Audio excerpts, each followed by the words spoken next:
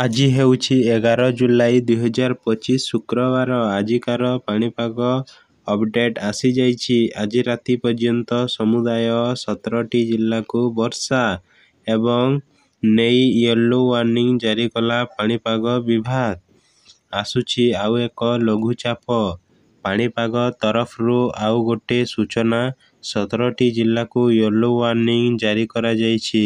ସେଥିମଧ୍ୟରୁ 3ଟି ଜିଲ୍ଲାରେ ପ୍ରବଳ ବର୍ଷା ହେବ ଏବଂ 7ରୁ 11 ସେଣ୍ଟିମିଟର ବର୍ଷା ଏବଂ ତା ସହିତ ଘଣ୍ଟା ପ୍ରତି 30ରୁ 40 କିମି ବେଗରେ ପବନ ମଧ୍ୟ ବହିବ। ବିଜୁଳି ଘଡ଼ଘଡ଼ି ମଧ୍ୟ ହେବାର ସମ୍ଭାବନା ରହିଅଛି। ଆଉ ବାକି 14ଟି ଜିଲ୍ଲାକୁ ମଧ୍ୟମ ଧରଣର ବର୍ଷା। ଏହି ସବୁ ଜିଲ୍ଲା ଗୁଡ଼ିକରେ ପାଗ ମେଘୁଆ ରହିବ କିମ୍ବା କିଛି କିଛି ଜିଲ୍ଲାମାନଙ୍କରେ ସାମାନ୍ୟରୁ ମଧ୍ୟମ ଧରଣର ବର୍ଷା ହେବ ବୋଲି କୁହାଯାଇଛି। ଆଉ 13ଟି ଜିଲ୍ଲାକୁ ବର୍ଷା ହେବ ନାହିଁ ଏବଂ ପାଗ ଶୁଖିଲା ରହିବ ବୋଲି ପାଣିପାଗ ତରଫରୁ ସୂଚନା ଦିଆଯାଇଛି ଏବଂ ଏହି 13ଟି ଜିଲ୍ଲାକୁ ସବୁଜ ରଙ୍ଗର ରଖାଯାଇଛି।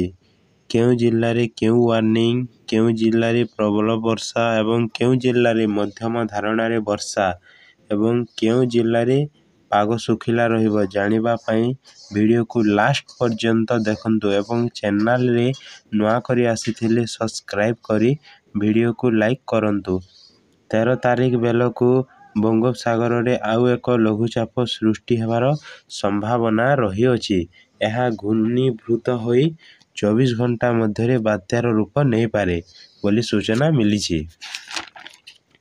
ଗ୍ରୀନ୍ ଜୋନ୍ରେ ରଖାଯାଇଥିବା ଅର୍ଥାତ୍ ପାଗ ଶୁଖିଲା ରହିବା ଜିଲ୍ଲାଗୁଡ଼ିକ ହେଉଛି ମାଲକାନଗିରି, କୋରାପୁଟ, ନବରଙ୍ଗପୁର, କଳାହାଣ୍ଡି, ନୂଆପଡ଼ା, ରାୟଗଡ଼ା, ଗଜପତି, କନ୍ଧମାଳ, ଗଞ୍ଜାମ ଆଉ ନୟାଗଡ଼, ଖୋର୍ଦ୍ଧା, ପୁରୀ ଏବଂ ମଧ୍ୟମ ଧରଣର ବର୍ଷା ହେବା ଜିଲ୍ଲାଗୁଡ଼ିକ ହେଉଛି ବଲାଙ୍ଗୀର, ସୋନପୁର, ବରଗଡ଼, ସମ୍ବଲପୁର, ଝାରସୁଗୁଡ଼ା, ସୁନ୍ଦରଗଡ଼, ଦେଓଗଡ଼, ଅନୁଗୁଳ, କେନ୍ଦୁଝର, ଢେଙ୍କାନାଳ, କଟକ, ଯାଜପୁର, ମୟୂରଭଞ୍ଜ, ବାଲେଶ୍ୱର, ଭଦ୍ରକ, କେନ୍ଦ୍ରାପଡ଼ା, ଜଗତସିଂହପୁର ଏବଂ ପ୍ରବଳ ବର୍ଷା ଜିଲ୍ଲାଗୁଡ଼ିକ ହେଉଛି ଝାରସୁଗୁଡ଼ା, ସମ୍ବଲପୁର, ସୁନ୍ଦରଗଡ଼।